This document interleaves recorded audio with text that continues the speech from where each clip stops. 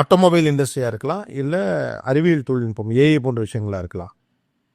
அமெரிக்க ஐரோப்பாவினுடைய சகாப்தங்களின் திசை மாறிடுச்சுன்னு நினைக்கிறீங்களா? ஆமாம், ஆசியா இப்போ மாதிரி மாறிடுச்சுன்னு நினைக்கிறீங்களா? அவங்க வந்து பிக்கஸ்ட் மிஸ்டேக் என்ன பண்ணாங்கன்னா, இந்த லித்தியம் அயன் பேட்டரியை வந்து கண்டுபிடிச்சது உடன் எனஃப் அப்படின்ட்டு ஒரு சயின்டிஸ்ட். அவர் கீழே வந்து நம்ம தமிழ் ஆளு தான் மந்திரம் ஆறுமுகம்ன்ட்டு மதுரை காமராஜ் யூனிவர்சிட்டியில் தான் அவர் படிச்சுட்டு அங்கே தான் போனார்.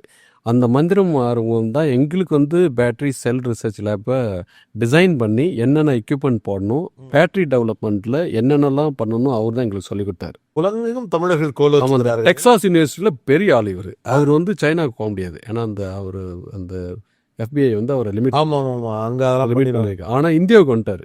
இந்தியாவுக்கு வந்துட்டு அவர் தான் பண்ணி கொடுத்தாரு. அப்போ அவர் என்கிட்ட சொன்னார், Velu, this is now India's time, India time, என்ன வேணாலும் பண்ணுங்க நான் சொல்லித்தரேன். நம்ம தமிழ்நாடு கவர்மெண்ட்டுக்கு எல்லாத்துக்கிட்டையும் நான் வந்து அவருடைய ரெஃபரன்ஸ் நான் கொடுத்தேன். ஸோ இது இந்தியாவின் காலம். இந்தியாவின் காலம். அதில் வந்து அவர் சொல்ல வந்தது என்னன்னா, இந்த ஏஐ பேட்டரி டெக்னாலஜி வந்து சைனா எடுத்து சீரியஸாக பண்ணதை இவங்க பண்ணியிருந்தாங்கன்னா, யூரோப்பும் யூஎஸும் பண்ணியிருந்தாங்கன்னா எங்கேயோ போயிருப்பாங்க. இப்போ என்ன பண்ணுறாங்க, அந்த ஐஸ் டெக்னாலஜி அவங்ககிட்ட இருந்தது மற்றவங்க மேலே தலையில் விதிக்கிறாங்க, அவங்க டாமினேஷன் பண்ணுறாங்க. இப்போ ஈவி போய் சைனா டாமினேஷன் பண்ணுறதுனால அவங்க வந்து வந்தாவே நான் டேரிஃப் போடுவேன் அப்படின்னு சொல்கிறாங்க.